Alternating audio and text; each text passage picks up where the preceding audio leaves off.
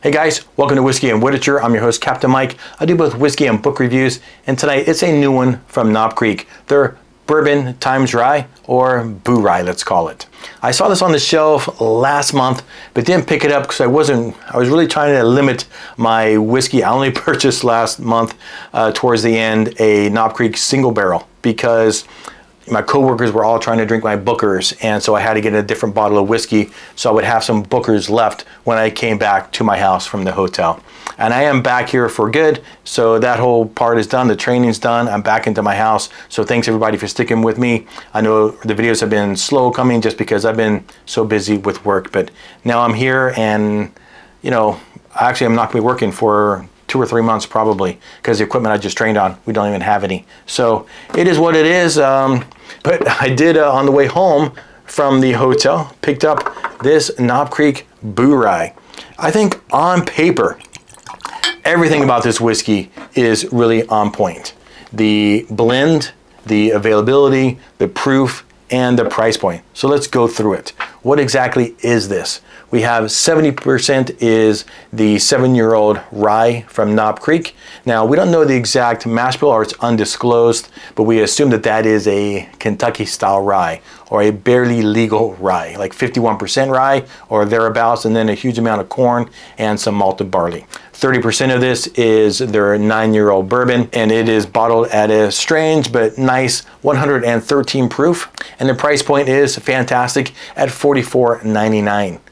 Availability, I think, right now is pretty good. I go and I see it on the shelf just about everywhere I go, and for $44.99, so that is great. I've been a big fan of the Knob Creek lately. I have not picked up their 10-year rye, but that is definitely on my hit list of immediate bottles that I'm gonna get in the very near future, and I think that is also widely available.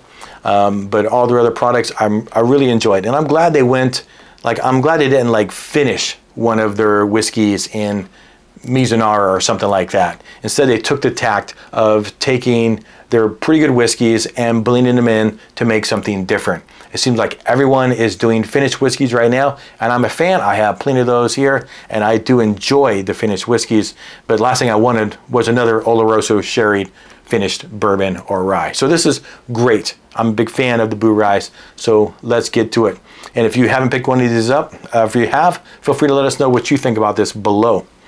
All right, Knob Creek Boo Rye. It's a soft nose. I feel like Jim Beam products, for the most part, have a softer nose, and it's no different with this Knob Creek here. There is slightly more rye influence on it than I was expecting. I thought it would just be run over by the bourbon and the corn that's in the rye. But it has enough of that rye 70% in there that it does influence it nicely. Just a bit of that rye spice, a little peppery, but it's still a nice amount of vanilla, and it's balanced very nicely. But you know, 113 proof is a really good proof. You know, I had the Jack Daniel's single barrel proof rye a couple days ago, 136.9. Man, it was just a monster. 113 is a really nice, inviting proof. So here we go. That's enough about the nose. It's soft, a little spicy, a little peppery, some vanilla, nice balanced. Here we go. Cheers, Knob Creek.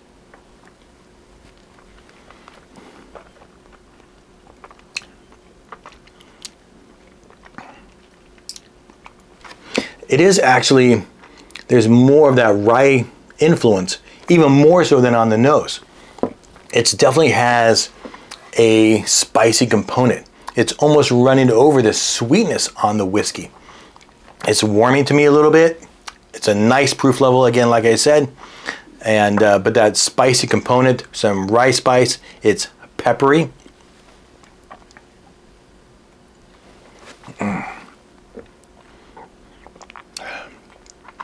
But it's definitely not like the ryes that I enjoy oftentimes. Like the big rye, high west ryes, the smoke wagons, the Redwood Empires, these huge amount of high rye ryes. It's definitely not that. There's definitely more of that bourbon influence as well.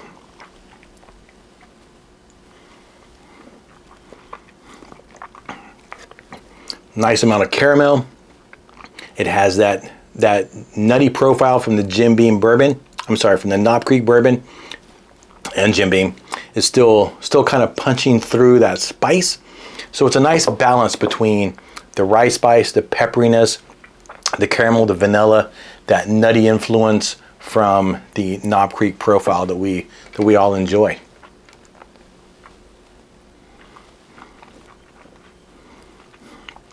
The proof, it adds a weightiness to it that I like from the higher proof Knob Creek bourbons. I mean, you take the single barrel, 120 proof, that is really nice.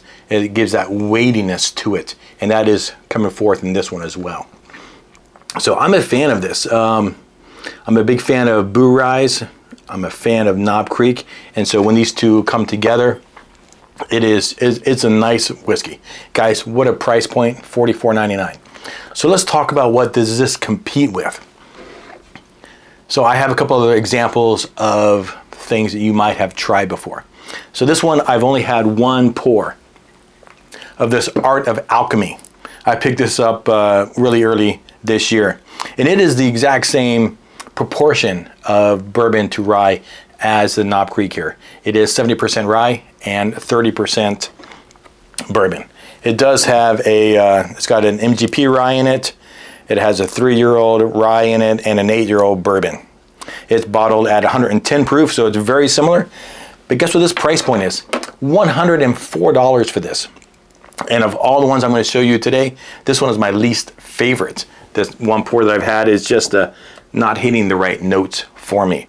This next one is also another Jim Beam product. So from my good buddy Freddie No. This is the little book, chapter 8, I believe, Path Not Taken. It doesn't tell me the percent of bourbon to rye, and we have 6 ryes and 1 bourbon in this whiskey.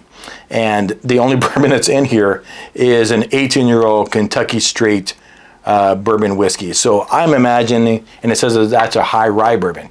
So I'm imagining the ratio of bourbon being an 18-year-old is very small in this whiskey, but it is a bourbon and rye blend, and I think it is really, really good. But this price point, $160 for Little Book. I picked that up at the Jim Beam store in Kentucky. Now this next one is Redwood Empire, and this is a bourbon rye blend. It's 55% straight rye, 45% straight bourbon. This is their cask strength. They also do have the non-cask strength, which is 90 proof. This is the Lost Monarch, so that's the regular. This is the cask strength. So this is 117.2 proof, and it is a higher rye or a higher bourbon ratio than this one, but it has a high rye in it. So go figure. And this is really nice. The price point on this is about $69. And the last one is become one of my favorite of the High West products, and that is their Boo Rye. This is the most expensive. Well, the Little Book is more expensive. This is $125. We don't know what the ratio is between the bourbon and the rye in this one, but they call it a Boo Rye. So I was assuming it was close to 50-50, but I don't think so. I don't know what it is. Don't know what it is. The biggest problem with this one compared to the other ones here is its proof level. This is only 92 proof, but this has become my favorite of the High West products, and I do really, really enjoy it. In fact, without blinding these, me telling you where this would slot in between these other ones, it's not 100%, unless I blinded these, which I haven't done. But if I had to just say this will be my order of preference, it would be the Boo Rye, #1. It would be the Little Book, #2. Then it would be the Knob Creek bourbon and the rye. Then the Redwood Empire, and then the Art of Alchemy. So, you know, other than the Redwood Empire, which is close in price, we're talking about 20, maybe 25 bucks. Everything else, I mean, the High West, 3 times. That Little Book is 4 times. The Art of Alchemy is 1.5 times, are 2.5 times above this. Like, what a great deal this is. If you enjoyed any of those whiskeys that I just mentioned, I think you should run out and grab one of these. I think Jim Beam has done a really nice job recently. I enjoy their bookers and their little book and the lineage and their, you know, their more premium products, if you will. But I also enjoy their double oak, and I enjoy their new extra aged, the 7-year whiskey. And coming up to the Knob Creek, I've become a big fan of those. So for $44.99, this to me is a buy. If you haven't tried it, I think you should go grab yourself one. Unless that Knob Creek profile is just one that you absolutely just do not enjoy. Other than that, I think this thing should be on your shelf and you should give it a try.